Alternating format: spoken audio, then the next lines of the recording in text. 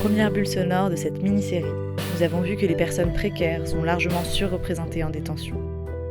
Nous allons voir aujourd'hui comment l'expérience même de détention peut être un facteur de grande précarisation pour les personnes qui y font face. C'est au travers des témoignages d'Angie, Laas et Stéphane, tous trois ayant connu un passage en détention, que nous allons tenter de comprendre ce que l'enfermement implique, au-delà de la privation de liberté. Car telle qu'elle fonctionne aujourd'hui, la prison accroît la pauvreté, faisant perdre aux personnes le pouvoir d'agir sur leur vie. Cette réalité est pourtant oubliée des politiques pénales et des politiques de lutte contre la précarité. Dans son livre « Une institution dégradante, la prison », Corinne Rostin explique que la vie en détention est une vie de privation. Privation de liberté, d'espace, d'intimité, de sécurité, de relations hétérosexuelles, d'accès direct à la nature, d'argent, d'autonomie. Ces privations ont un effet direct sur les corps et les esprits. Plus d'une personne détenue sur 4 est sans ressources et dispose de moins de 50 € par mois, quand on estime à 200 € le coût de la vie en détention. La vie en prison n'est pas gratuite. Les inégalités de l'extérieur se reproduisent en détention et s'accentuent lorsque les difficultés financières s'accumulent au cours de la peine. Cette bulle sonore vous est proposée par Emmaüs France et le Secours catholique dans le cadre de la publication de l'étude « Prison et pauvreté, donnons la parole aux personnes concernées ». Dans ce deuxième épisode, nos témoins nous parlent des liens familiaux, du coût de la vie en détention et du travail qui semble venu d'un autre temps. Angie, Stéphane et Laas ont accepté de partager leur vécu. Merci à eux pour leur témoignage. Vous écoutez notre deuxième épisode, La détention, une expérience précarisante. Belle écoute! Et autour de moi, j'ai vu qu'il y a eu vraiment des grandes ruptures. Par exemple, Yanis, lui, plus du tout aucune nouvelle de sa famille. J'ai vu pas mal de camarades où au bout d'un moment, les compagnes, elles ont demandé le divorce. Donc c'est pas facile de garder des liens. Je vous ai dit, moi, dans mon malheur, j'ai de la chance que j'ai un mari qui veut bien faire 9 heures de route aller-retour pour 45 minutes de parloir. Ça non plus, c'est pas évident, il faut avoir les moyens aussi. Peut-être certaines, elles n'ont ni visite, ni courrier, et elles n'ont aucun numéro à appeler, soit parce que tout le monde les a tourné le dos, ou sinon parce que les familles ne peuvent pas fournir de factures téléphoniques. Voilà. Après, il y a quelques numéros verts d'accès pour avoir du soutien. On peut appeler la Farapège, etc., etc. Mais pareil, si vous êtes étranger, vous n'allez pas pouvoir comprendre ces affiches qui sont mises à côté des téléphones. Pas mal de camarades ne maîtrisent pas l'écriture et du coup ils correspondent très très peu. Et je me souviens que beaucoup de camarades en détention venaient me voir pour écrire des courriers pour leur famille notamment. Pour s'en sortir, il faut essayer de créer des liens en détention. Mais à vrai dire, il faut aller chercher les gens. Sinon, si vous n'êtes pas acteur de votre détention, vous allez être très très très seul. Ouais. Ah ouais, bien sûr, il y a une hiérarchie en prison, il y a des pauvres et il y a des riches. Ça se sent très... c'est par rapport aux cantines. Les pauvres, ils peuvent pas cantiner, ils peuvent pas vraiment manger à leur faim, et puis t'as les gens qui sont plus aisés. En fait, il y a tout en prison, il y a tous les profils. C'est vraiment un reflet de la société. En gros, pour vivre, on va dire, plus ou moins correctement en détention, il faut un minimum de 200 €. Ça vous permet d'acheter les produits d'hygiène, les produits pour faire la lessive, pour payer la télé parce que c'est payant, pour payer le petit frigo parce que c'est payant également, pour pouvoir acheter votre matériel de correspondance, tout est payant. Et aussi pour pouvoir améliorer votre gamelle parce que si on mange que ce qui nous est proposé, c'est un peu compliqué. Moi, j'avais des petits mandats, j'avais juste 100 €. Je continuais le minimum en fait, je continuais des paquets de gâteaux, je continuais un peu des œufs, J'étais un petit mangeur. D'ailleurs, ça m'a fait maigrir, hein. J'ai beaucoup maigri quand j'étais en détention. Moi, je faisais beaucoup de sacrifices. Déjà, je ne fume pas. Donc ça, c'est une chance. Ensuite, le problème, c'est le téléphone. Moi, j'ai de la famille en métropole, on dira aux Antilles en Suisse. Les appels, il n'y a pas de forfait. Donc tout est cher. Moi, chaque mois, la cabine téléphonique me revenait à 80 €. Il y a deux manières d'avoir des sous. Soit vous avez une famille qui va vous envoyer des sous. Du coup, moi, 3-4 premiers mois avant de travailler, ma mère, elle m'a envoyé un peu d'argent. Mais je voulais pas dépendre de ma mère. Du coup, j'ai été content de travailler à l'atelier après. Et c'était un travail, vraiment, si vous voyez Charlie Chaplin dans les temps modernes, c'était vraiment ça l'atelier de Fleury. On est debout pendant 5 heures devant une table. Et notamment, ça m'a marqué ça, on devait trier des bouchons de pharmaceutiques. Il fallait vérifier que les bouchons, il n'y ait pas de petites rayures dessus ou des petits problèmes dessus. Et donc on avait 2 caisses. Et comme ça, dans la matinée, on faisait des milliers de bouchons. Le fait est qu'à l'atelier, on gagne autour de 200 euros tous les mois. Mais c'est vraiment pas beaucoup. Pourquoi? Parce que déjà, sur les 200 euros, on prend une partie de l'argent que vous avez gagné, qu'on va vous donner une fois que vous êtes libéré. Nous, on a un salaire en moyenne de 200 euros par mois. Et certaines n'ont rien. Avec 200 euros par mois, il faut payer les parties civiles. Normalement, c'est 10% de la somme. Mais quand, par exemple, vous devez 50 000 euros ou 100 000 euros, la juge considère que si vous donnez 10%, 20 euros, c'est que vous ne faites pas le nécessaire. Alors, parfois, vous vous retrouvez à donner 80 ou 100 euros, donc la moitié de votre salaire. Ensuite, on est payé à la pièce. Alors que normalement, il y a une loi qui dit que c'est à l'heure, mais on est payé à la pièce, à l'atelier. Donc, ça dépend de ton rythme. Ben, je me souviens d'un monsieur qui était assez âgé, qui travaillait. Ben, lui, moi je gagnais à peu près 200 euros par mois, mais lui, comme il n'allait pas vite, il gagnait style 60 euros par mois. Non, on n'a pas de contrat ni de job minimum. Moi, j'étais auxiliaire d'aide, donc je suis censée être en classe 3. J'étais payée à 2,02 euros de l'heure. Et je travaillais du lundi au dimanche, alors que sur le contrat, c'est marqué lundi au samedi. À noter que certains camarades qui n'avaient pas du tout d'argent et qui ne travaillaient pas, et ben du coup, on les appelle des indigents. C'est-à-dire, voilà, ils n'ont pas de ressources financières et l'administration pénitentiaire leur donnait 20 euros par mois.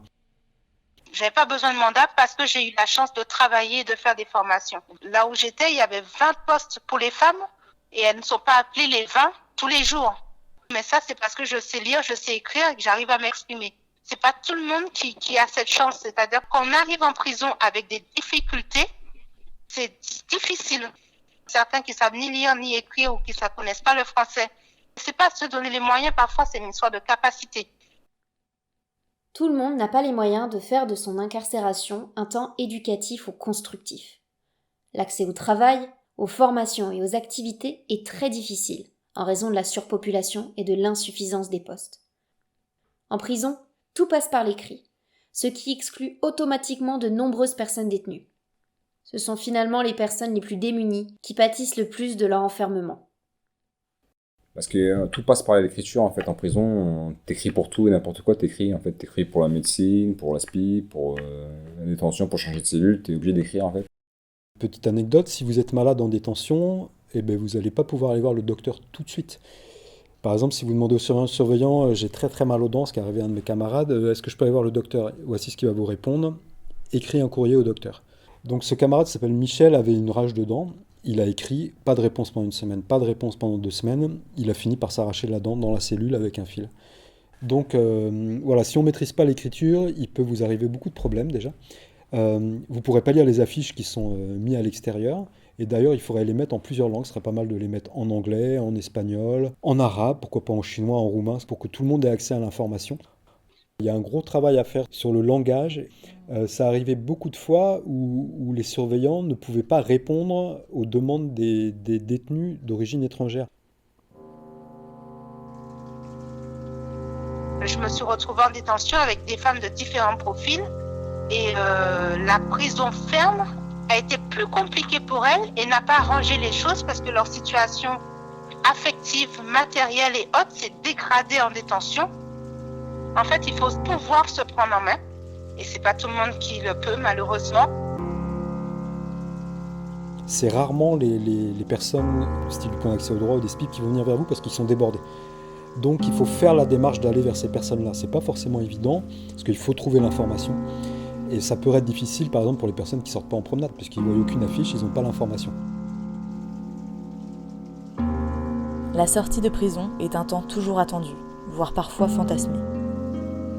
Mais le retour à la liberté peut aussi être synonyme d'angoisse et d'insécurité, car tout est à refaire et le défi est d'autant plus grand pour les personnes peu ou pas entourées. Non, j'appréhende pas, je suis impatiente. J'ai confiance en Dieu et j'ai confiance en l'homme. Je sais que de toute façon, dans ma vie, j'ai toujours une main tendue et comme je dis, j'ai une grande richesse, c'est ma famille. Et effectivement, comme vous le dites, là j'ai le camarade Yanis avec qui je corresponds, et dans ses courriers, je vois qu'il s'inquiète de sa sortie. Où il me dit, ça m'a surpris un petit peu, parce que j'ai pas eu ce ressenti-là, moi, et lui, il dit, il a peur de sortir. Et ça m'a un peu perturbé, mais maintenant j'ai compris, parce qu'il dit, mais où je vais habiter, qu'est-ce que je vais avoir comme travail? Oui, voilà, lui, il a plus de famille, donc il commence à appréhender ça, parce que quand on est en maison d'arrêt, finalement, on est très infantilisé, dans le sens où on n'a plus rien à faire. On vous amène à manger, on vous sort votre poubelle, vous avez la télé, donc on est vraiment très très infantilisé. Et là, d'un seul coup, il va reprendre son statut de citoyen d'un jour à l'autre, et ça peut être effectivement brutal si on n'est pas accompagné. Non, j'ai pas été accompagné. L'association Wake Up Café avec laquelle je me suis inscrit après, je les ai vus après en fait, je les ai vus quand je suis sorti. Je savais pas qu'ils faisaient un suivi en détention aussi. Bah si, pour tous les prisonniers, il y a la CPIP, mais la CPIP on la voit rarement, hein. On la voit une fois de temps en temps. J'ai dû la voir 2 ou 3 fois en un an, là. J'ai dû la voir 2 ou 3 fois maximum. C'est plutôt moi qui faisais la démarche, je lui posais des questions, je lui envoyais des lettres. Et essayer de me répondre, mais ouais, voilà, en fait, c'est toi-même, tu dois faire l'effort de chercher des informations. Je vais pas les blâmer, hein. C'est de faire leur travail, ils sont surchargés, ils ont les dossiers à gérer, donc je pense que c'est compliqué pour eux aussi. Donc, Voilà, moi, je me suis battue pour un projet et j'ai cette chance d'avoir les capacités pour monter un dossier et c'est comme ça que j'ai pu m'en sortir. Sinon, c'est très compliqué. Je ne dis pas que l'administration pénitentiaire ne nous aide pas, mais il n'y a pas assez de personnel pour aider tout le monde. Quand on a une CPUP, c'est une conseillère de probation qui nous aide et qui elle a 100 dossiers. Elle peut pas être présente quand une lieutenant se retrouve avec 100 filles à gérer alors qu'elle a un autre quartier homme. C'est la même chose, voilà. Donc c'est pas évident en fait. Et je pense qu'il manque de moyens pour parler de réinsertion en détention. Et puis il faut voir, comme je vous ai dit, tous les profils sont mélangés.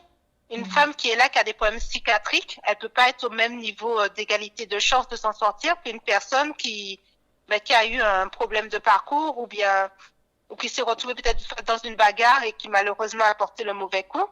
Elle a peut-être toutes ses capacités intellectuelles et que l'autre n'aura pas parce qu'elle est sous traitement médicamenteux. Et les deux, on considère qu'elles ont les mêmes chances. C'est pas le cas.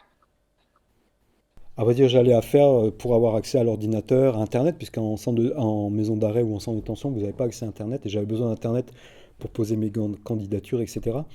Mais c'est vrai que la démarche à la banque, la démarche de RSA, c'est vrai que je l'ai fait tout seul. On peut compter que sur soi-même, à vrai dire.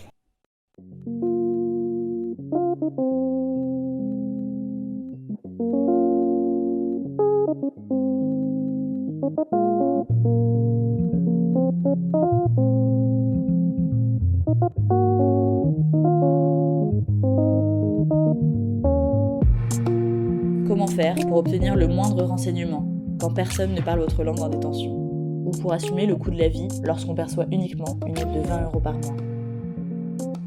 Les inégalités de l'extérieur se reproduisent en détention, et en filigrane se pose la question de la réinsertion post-carcérale. Les conditions en détention, et notamment la surpopulation, responsable du manque de postes de travail et de formation adaptée, impactent fortement les chances de réinsertion des personnes détenues. Merci pour votre écoute. Rendez-vous au prochain épisode. Nous y aborderons les perspectives d'avenir après la prison, le problème des dettes accumulées et les démarches administratives.